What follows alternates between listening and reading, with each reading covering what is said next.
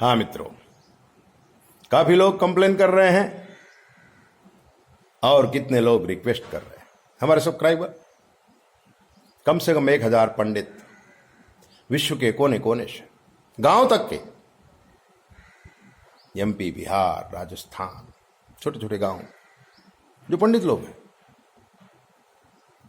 वो कब से हमें कह रहे हैं, गुरुजी राजोपचार पूजा के विषय में बताइए और सिखाइए।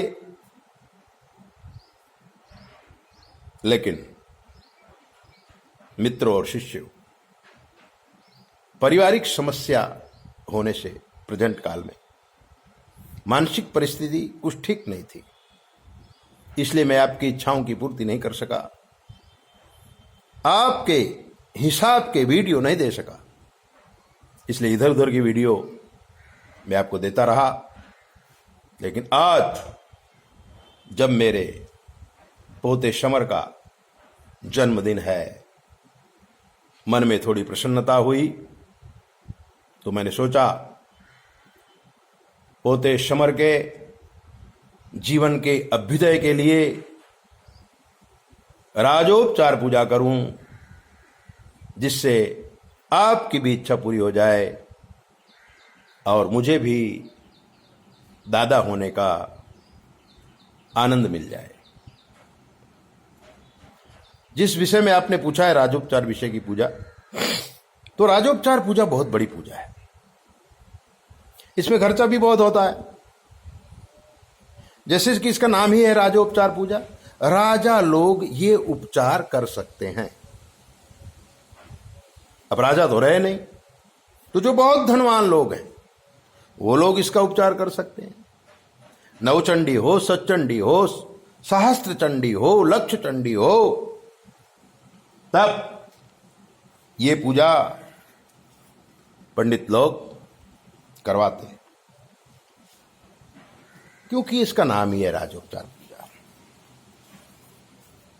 और आजकल तो कुछ पंडित लोग छोटी पूजाओं में भी इन दिव्य मंत्रों का उपयोग करने लगे हैं। गर्मी का प्रकोप भी बहुत है, इसलिए भी वीडियो नहीं बना पा रहा था। लेकिन आज मन में खुशी है, वीडियो सुनिए। राजोपचार पूजा करने के लिए नव कुंभ की रचना करनी पड़ती है,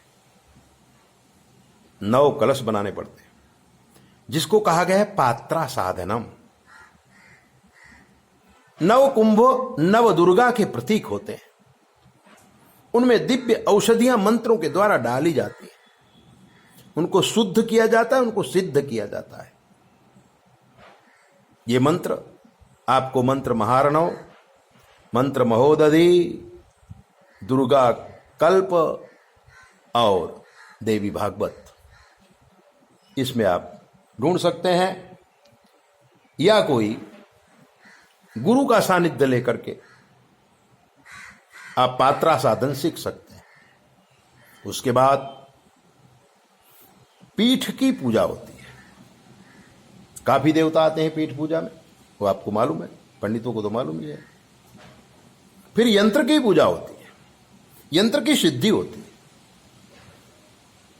इतने बातें करने के बाद, इतनी तैयारी करने के बाद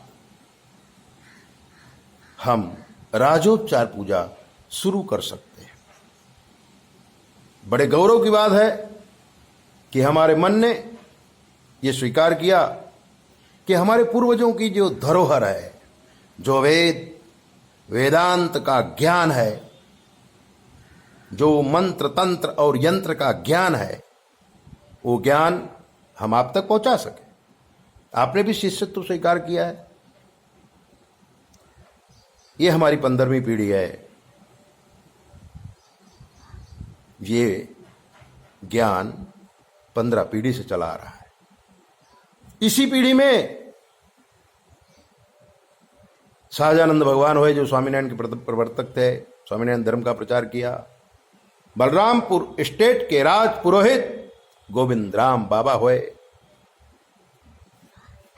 और पंडित चंद्रशेखर दत्त पांडे हमारे पिताजी, मैं और अब मेरे दो पोता ध्रुव और समर। ध्रुव और समर 15वीं पीढ़ी में हैं, जो पूर्वजों की धरोहर, शास्त्रों का ज्ञान, अनेक प्रकार की विद्याएं धरोहर के रूप में हमें मिली है, वो हम प्रकाशित कर रहे हैं। आओ, आज समर का जन्मदिन भी है, तो भगवती हमें आशीर्वाद दे, समर को आशीर्वाद दे। आप भी आशीर्वाद लें, अपने घर में पूजा करें, लोगों से भी कराएं, क्योंकि ये मंत्र बड़े दिव्य हैं, गुप्त हैं, आराधना के लायक हैं। इसको रोचक बनाने के लिए ब्रह्मर्षि ने षोडशोपचार पूजा के कुछ संगीतबद्ध मंत्र बना दिए। पंचोपचार पूजा, षोडशोपचार पूजा और राजोपचार पूजा। षोडशोपचार पूजा के जो मंत्र बनाए गए हैं वो भी मैं बीच बीच में बोल दूंगा, क्योंकि राजोपचार पूजा में संगीत भी प्रधान है। नाद ब्रह्म प्रकृति की शुद्धि के लिए आजकल तो कितने गधे लोग न मालूम क्या क्या गाते रहते हैं, ध्वनि प्रदूषण पैदा करते रहते हैं, कमरिया लचकाते रहते हैं। अगर राजोपचार पूजा आप वैभव के साथ कर रहे हैं तो इसमें भारतीय संगीत के साजों का ही उपयोग करें। तबला, पेटी, हारमोनियम, मंजीरा, सितार, बीना और बहुत सारे जो भी हैं, क्योंकि नाद ब्रह्म है और ये मंत्रों के नाद से प्रकृति पवित्र होती है। इसलिए ध्वनि प्रदूषण न करें। जो भी साज मिले और जो भी शागिर्द साज बजाने वाले मिले, उनके साथ आप राजोपचार पूजा कर सकते हैं। नव कुंभ तैयार करने के बाद त्रिखंड मुद्रा से भगवती दुर्गा का आवाहन करेंगे। नव दुर्गा नव कलश में आती है, फिर यंत्र में आती है, दुर्गा बनती है और उनकी राजोपचार पूजा होती है। तो महाकाली, महालक्ष्मी, महासरस्वती को भी एकाकार करके यंत्र के तुंग शिखर पे बिठाकर या कोई मूर्ति में बिठाकर हम राजोपचार पूजा करेंगे। त्रिखंड मुद्रा में हम 3 कमल अथवा 3 पुष्प रखेंगे और तीनों देवियों को एकाकार करेंगे। यहां से शुरुआत होती है। ये बीच की जो उंगली हैं उनको ऐसे दबा दीजिए दोनों हाथ की, और ये जो कनिष्ठिका है, ये जो तर्जनी है, ये जो अंगूठा है, इन तीनों को दोनों हाथ में मिला दीजिए। दोनों हाथ की ये उंगलियां मिला लीजिए, इनके बीच में एक एक फूल दबा दीजिए। इसको कहते हैं त्रिखंड मुद्रा। पाताल लोक, मृत्युलोक और स्वर्गलोक का प्रतीक है त्रिखंड मुद्रा।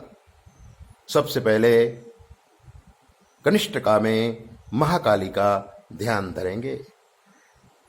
खड़गम चक्र गदेषु चाप परिघान शूलंबु शून्यम शिरा शंखाम संदततिम करैस्त्रिनयनाम सर्वांगभूषावृताम नीलास्मद्वितिमासपाददशकाम शेवे महाकालिकाम यामास्तौ सुपिते हरौ कमलजौ हंतुम मधुम कैटभम।